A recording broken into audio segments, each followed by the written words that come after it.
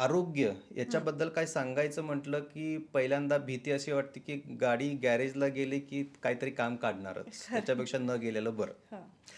आणि ज्या वेळेस मी सांगायला गेलो त्यावेळेस मी विचारलं की काळीज काय आहे, हं, किंवा आपण काही ठेच लागली किंवा आपण काळजाचा तुकडा म्हणतो हो. किंवा आईचं काळीज म्हणतो, हं.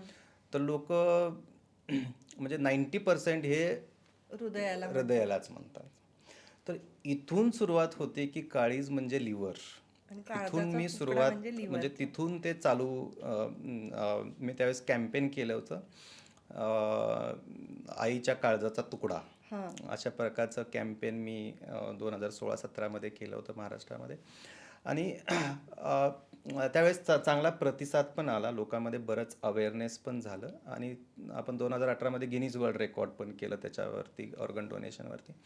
सो जनजागृती ही खूप महत्त्वाची आहे. आणि अशा प्रकारच्या पॉडकास्टवरून, व्हिडिओवरून, चर्चेवरून लोकांमध्ये अजून जनजागृती होते.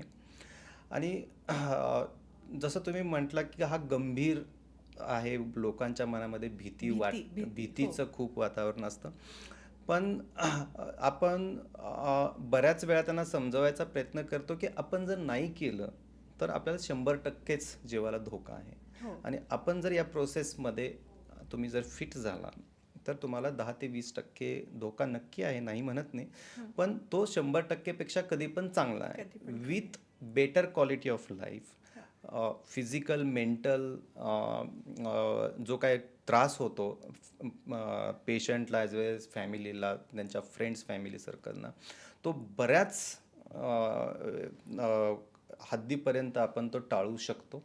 आणि ज्यांचे ट्रान्सप्लांट झालेत किंवा ज्यांनी डोनेट केलेत अशा पेशंटची आपण त्यांची चर्चा करून देतो की बाबा हो. त्यांनाही अशाच प्रकारची भीती होती. हो.